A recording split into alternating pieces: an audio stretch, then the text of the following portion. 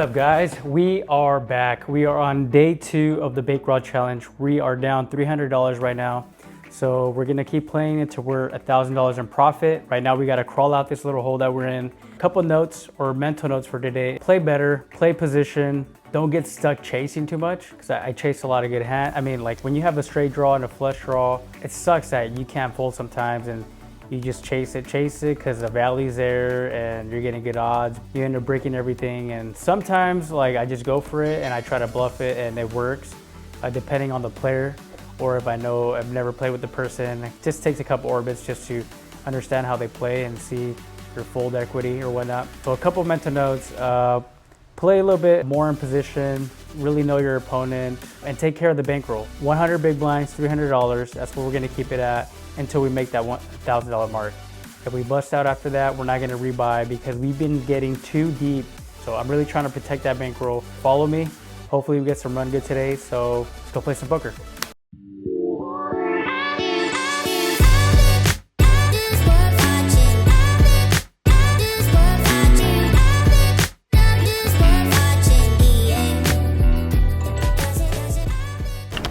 What's up, guys? Welcome back to the channel. Today we're gonna start off with ace jack offsuit.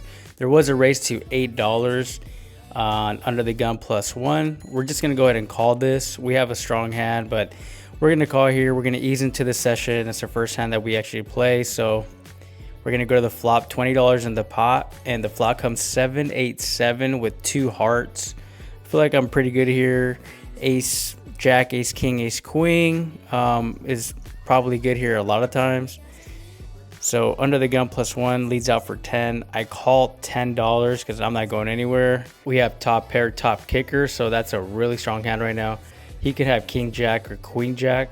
He bets out 35. I call 35 because, like I said, he can have like king jack, queen jack, 10 jack, or just a flush draw. So we got to be cautious going to the river. I mean, there's also a backdoor straight draw, but I don't put him on the straight draw at all. I don't even put him on the flush draw. The river completes the straight and the flush. It comes to 10 of hearts, so he bets out 20. I'm not gonna fold for 20. I want to see his hand, and it is pocket queens. He ends up having pocket queens. I was surprised that he only raised $8. I think he was looking for somebody to re-raise him pre-flop, and I almost did, and we would have saved some money. This next hand kind of caught it in the middle. We have pocket threes, and we flopped a set. It checks around to me, and then the button checks. Kind of want somebody to take a stab at it if they have an ace, even a weak ace. So it checks around to me again. Can't wait any longer. The pot is 39 and I make it 25 to go. Everybody ends up folding, but yeah, no ace. I'm surprised nobody has an ace. That would have been fun. Trappy little hand. I also give off the reputation of being a looser player, so I'm surprised nobody even called me with a 9 or any pair. All right, guys, this next hand we have 7-10 of spades. Pretty hand. I like suited connectors. They just look good in my hand. I end up making it 17. We get 1 caller. The flop comes 7 deuce 10, 2 hearts. We're not worried about the flush draw or the straight draw, so we end up checking it. The button checks back. Again, not really worried. He could have something like ace 10, king 10, or a pocket pair. The turn comes at jack of hearts. Now there's a backdoor flush draw and a straight draw, so I'm gonna go ahead and bet pot here. I bet 40 bucks, hoping that he just folds, but he kind of snap calls me, so we're thinking that he possibly does have a straight draw or a flush draw. And the river comes a deuce of spades, so now if he does have a bigger pocket pair, we just got counterfeited. I check. He thinks about it for a second. He checks back, and yes, he had the jack. We got counterfeited on the river. I don't think there's anything that I could do to make it fold anyways, unless I bet like twice pot, which is just kind of crazy. But yeah, he takes that pot down again. All right, moving on. Next hand we get 7-4 of spades. I make it 12 to go. We get another pretty little suited connector. I'm about middle or late position, hijack +2 if you want to be technical. So what am I looking for on the flop here? What am I thinking? Okay, hopefully we can hit something like a flush draw or a 4 or a 7. We got a few callers. We end up getting top pair, so I think we're gonna be good here. Somebody would raise me that has something better, so I make it 25 to go. The pot is already 100. He's getting good odds. He's not gonna fold. I'd rather just take it down now. But the turn comes a king of clubs. This card hits me a lot more than my opponent. He likes to play smaller cards like 5-3 or some type of low straight, but we end up betting the turn and he ends up folding, so we take this pot down. All right, so we're taking a short little break. We're getting some decent hands, but again, we're not hitting our draws. So yeah, we get caught chasing and got counterfeited on the river in one hand. Just little hands like that beat you up. You keep getting those constantly, so I'm gonna slow down a little bit. Obviously, I'm not gonna show you guys every single hand. I'm trying to show you guys the best hands. Let's go back in there here in the next minute or so, and let's get some run good, man. We need some good luck on our side, so we're not in the negatives. All right, let's go. All right, so the next hand we have another pretty little suited connector, 6-3 of spades. Player to my right ends up making it 12. We want to see a flop, so we're gonna call here. We want to see a flop. Hopefully we connect with something. We get a flush draw, or we hit a 6 or a 3, or a really low board that puts us in position to win this hand. Even if we have to bluff it, it's probably gonna, as long as it hits more of my range than anybody else's, obviously we can always take a stab at it. So the flop comes deuce 5-3. We hit the 3, so I'm gonna lead out here. I want to put people to the test, like I keep mentioning. I want to see what they have or what they're gonna do. Are they gonna re-raise me? Are they just gonna call me? Are they tanking? Like this guy to my left, he's thinking about it for a little bit, so now I'm thinking that we might be good. Unless we get re-raised here, then we really got to think about our calling range, just because, I mean, what do we have? Just a gutter. He ends up making it just a call. Everybody else folds. So we're not looking too bad here. We're going to look at the turn, and the turn comes at 3 of hearts. So now we're sitting pretty. We know we're good here probably 100% of the time versus this opponent. So we just make it 20 bucks. He ends up making the call. I know we're trapping right now, and I know we're good 100% of the time. So I'm really hoping just to boat up. That would be really good. Maybe he has like a bigger pocket pair. The river comes a 10 of spades, irrelevant, nothing, just a blank card, pretty much a napkin. I bet out 40. He hesitates for a second and he says, shit, I got counterfeited on the turn. That's what he said, but he ends up making the call. He has 5 deuce. This specific player is more on the looser side. His range is pretty wide, so he ends up making the call for 40 bucks, and he shows us the good news. We take this pot down. Now it's looking like good luck is a little bit on our side. All right, so the next hand we have king 10 offsuit. We bet out 11. We get a call from the big blind. The flop comes deuce 8, king 2 hearts. We flop top pair. Our kicker is decent against this opponent. I think we're good here about 50% of the time. He can always have a bigger king. So I lead out for 12. He calls 12. We're going to the turn. There's 2 hearts, hopefully not a heart. So the turn is a 4 of spades. He checks to me, so I'm going to bet again because now I think that we're good. Maybe his kicker is weak. We bet out 25. He thinks about it for a second. Maybe he's thinking about re-raising me, but he just makes a call. A little bit about this opponent. He's played in multiple World Series of poker main events. He's cashed like 80th place. He knows what he's doing. He's also an older player, but yeah, I can't take him lightly. The river comes at ace of spades. It goes check, check. He was chasing me with queen deuce. We show him king 10 and we take this pot down. All right, this next hand we have jack 10 offsuit. We end up flopping top pair. Our kicker is decent, so we're gonna go ahead and bet out here as it checks to me. I make it 15. Player in the hijack, the gentleman I was telling you about earlier, that WSOP player, he's played with Danny Negreanu, Phil Lively, Tom Dwan, Doyle Brunson. He's played in both cash games and tournaments with these guys. I won't disclose his name just because to protect his privacy. Unless I give him, he gives me permission to do so, I will. The turn is an 8 of hearts. It checks to me. I'm gonna go ahead and bet out here 35 bucks. I still feel like I have the best hand. There's no straight draw out there. I mean, if somebody has 3-4, then they want to chase, and it's up to them. I mean, I'm that much of a donkey. I do that sometimes as well. We're waiting on the small blind here. He ends up folding, and we take this pot down. Not too much fighting, but yeah, we take this down, and a little good luck run here continues. Okay, so this next time we have queen jack offsuit. We're on the button, so we have position on everybody. Gets around to me, and I decide to raise it to 12, nothing too crazy, just enough so people call. I want to build the pot a little bit, maybe even build the pot and steal a pot, not sure yet. We get a few callers, and now we're looking at $73 in the pot going to the flop. And all I'm thinking is hopefully we hit a queen or a jack, or some type of draw. No one raised me or re-raised me pre-flop, so nobody is playing like they have a big hand or an ace. So the flop comes ace 5-5 2 diamonds, and it checks all the way around to me, and I also check. There is a flush draw, but we're not too worried about that. The turn comes an ace of spades. Now there's two flush draws out there, but everybody decides to check. Now I'm thinking I'm gonna either try to take a stab at this because maybe queen high is good here. These guys didn't re-raise me pre-flop.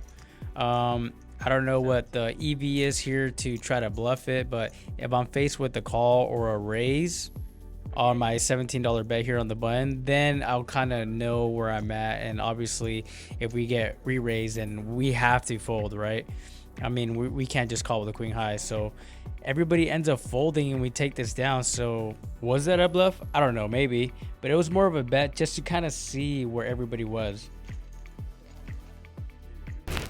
Okay, so this next hand we have 9-7 of diamonds, and the flop comes 6-8 king. So we're open-ended with the possible backdoor runner flush draw. It's gonna go check all the way around to me, even to the button. The turn ends up being a deuce of clubs. Again, it checks around. Now this kind of gets weird here at the end. I want you to tell me what you guys feel about this. So the button ends up betting out $9. It folds all the way to me. I end up calling $9.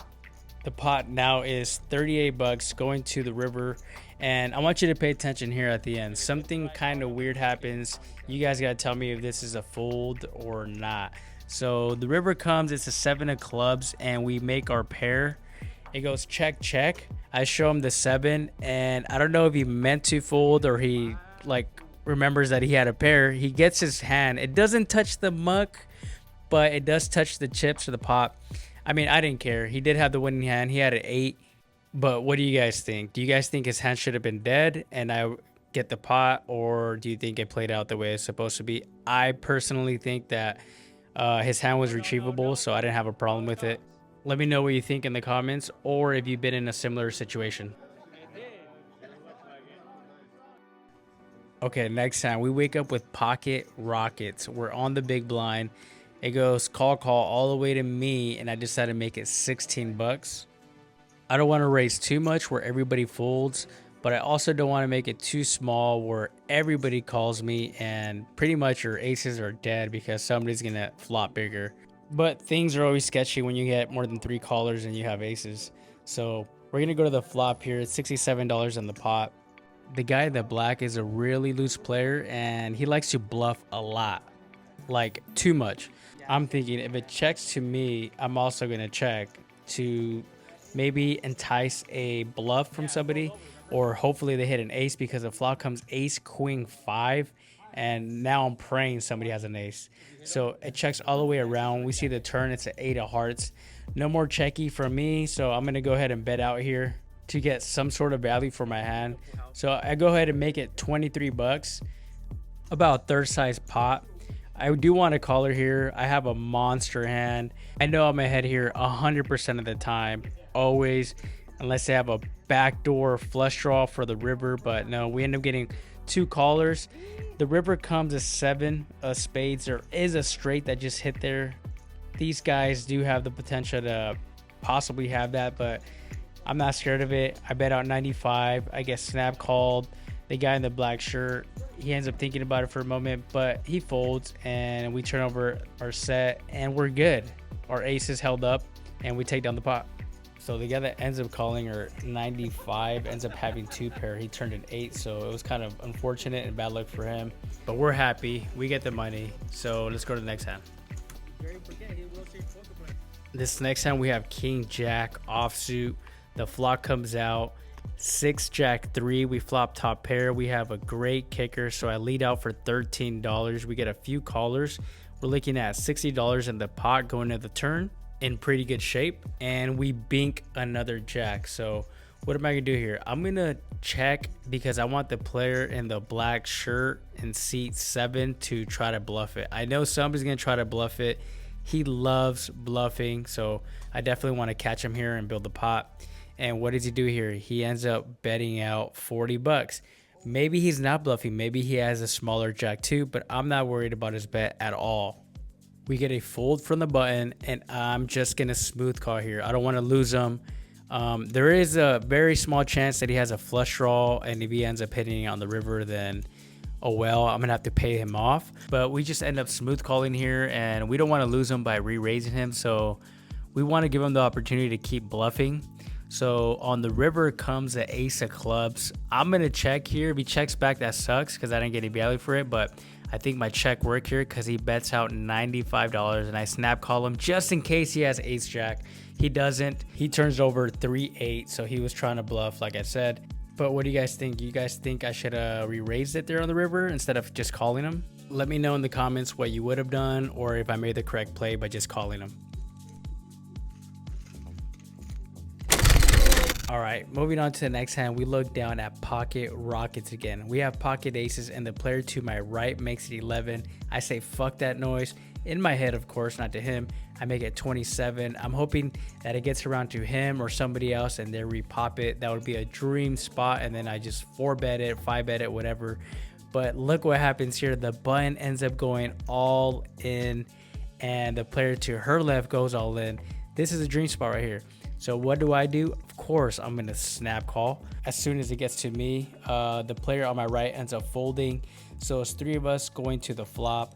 There's $347 in the pot. There's gonna be 2 separate pots, but it doesn't matter. I want it all. I'm playing for the big one. We're just hoping that our aces don't get cracked here and they hold up. The house does have like a small promo where your aces get cracked. You get 50 bucks back, which is not a lot, but hey, it's better than nothing. I let them know that I have aces. I'm not trying to slow roll them or anything, so I turn over my cards. They don't turn over their cards. I'm hoping that they have ace king and ace queen or smaller pocket pairs. Doesn't matter what they have really. You know, aces are gonna win the majority of the time. But you know what? I can't say I haven't got my aces cracked before. The flop ends up coming queen 8 jack. I'm hoping nobody has a pocket pair like queens, 8s, or jacks. They're never going to do that with deuces or 7s. Lady in C5 throws her cards at me. She has pocket kings, and then the guy in seat number 6 shows me his cards. He had pocket 9. So it was aces versus kings versus 9s. It was just bad luck for them, especially for the pocket kings. I take the pot down, and this session is definitely trending in the right direction. Next hand, we have 10-9 offsuit. It gets to under the gun +1, who makes it 11. It gets around to me. I'm going to call 11, even though I'm on the button. I'm not going to try to get too crazy here. The flop comes deuce 7 8 2 hearts. So we flop open-ended. We do not have a backdoor flush draw. And now the turn comes a 4 of clubs. Checks around to seat number 7, the guy that likes to bluff a lot. He makes it 40, and I'm just going to call it here and fold my hand. I'm not going to chase a straight, and I don't have a heart, so there's no business for me to stay in the hand anymore.